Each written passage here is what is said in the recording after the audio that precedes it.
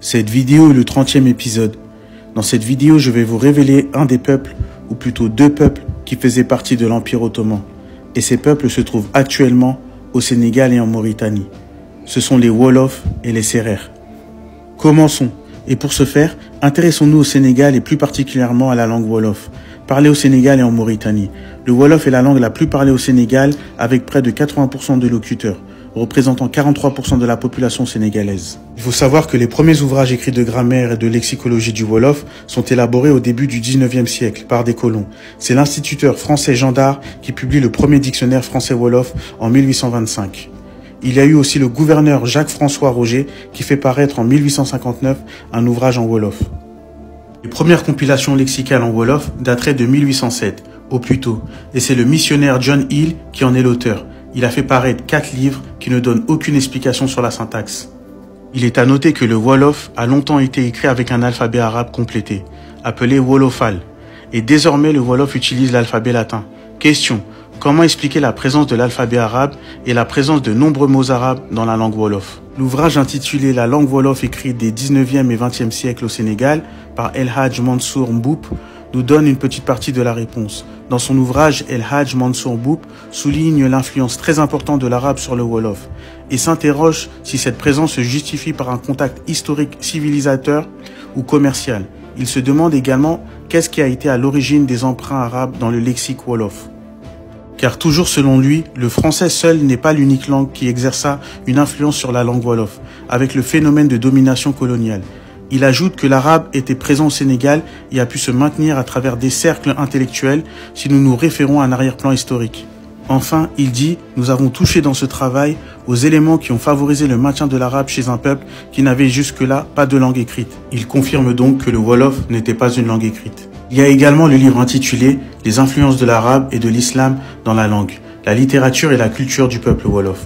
Dans son ouvrage, l'auteur souligne que la langue arabe avait une place importante dans l'espace linguistique sénégalais, parce que c'était la doublure des textes coloniaux.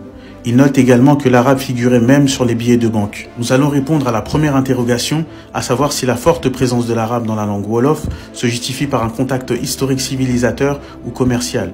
Pour répondre, je vais citer Al-Jahiz, qui était un Irakien arabe, et comme vous le voyez sur l'image, c'est un homme noir.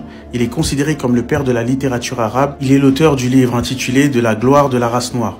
Dans son livre, il déclare que les Arabes sont noirs et que pour être un Arabe, il faut forcément être noir. Et il s'avère que les différents teints des Arabes correspondent aux teints des Wolofs et des Sérères.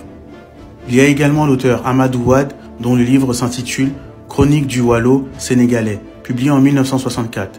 À la page 444-446 de son ouvrage, il affirme que ce sont les gens de Mengueni, ceux du Sine et du Wallo qui composèrent un dialecte qui est la langue des Wolofs. Question: si l'on en croit l'histoire du Sénégal, où on nous affirme que l'empire Jolof a existé et aurait été fondé aux alentours de 1350 et aurait connu son déclin vers la fin du XVIIe siècle, si un tel empire a existé, comment expliquer que les seules traces écrites de la langue Wolof remontent au plus tôt au XVIIIe siècle, voire XIXe siècle, et ils sont en arabe? Avant cette date, nous n'avons aucune trace écrite de la langue Wolof. Comment cela est-il possible, sachant qu'un empire est censé diriger plusieurs royaumes?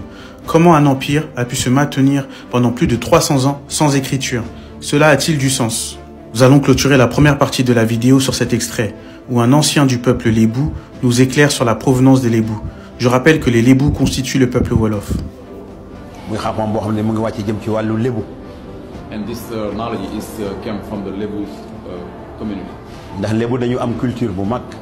And the Lebus, they have a big culture. am cosaan bu mag. And they have a big tradition. am diine aussi. And also they have a religion. kon kenn warul waxtaanee Lebu rek nga ñëw rek commencé Sénégal parce que Lebu commencé wul Sénégal. So it doesn't mean, for example, if you're talking about Lebu, you cannot only start in Senegal, you know, because Lebu doesn't come from Senegal. parce que suñu maam yi dañuy wax ne Lebu mu ngi commencé Inde.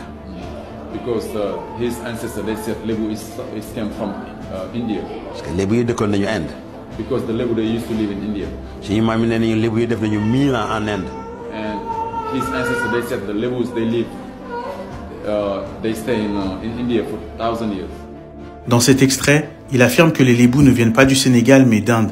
Ces affirmations sont lourdes de conséquences car elles détruisent plusieurs concepts qui nous ont été imposés, à savoir le Heart of Africa Theory.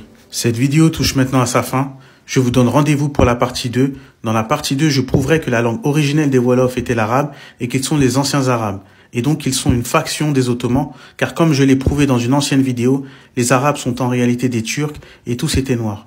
Ils ont sciemment dissimulé leur identité et créé la langue Wolof pour se fondre dans la masse et s'installer lors de la colonisation de l'Afrique, dont je rappelle, même si ça choque certains, a été faite par des Noirs qui ne venaient pas d'Afrique et qui se sont départagés un continent.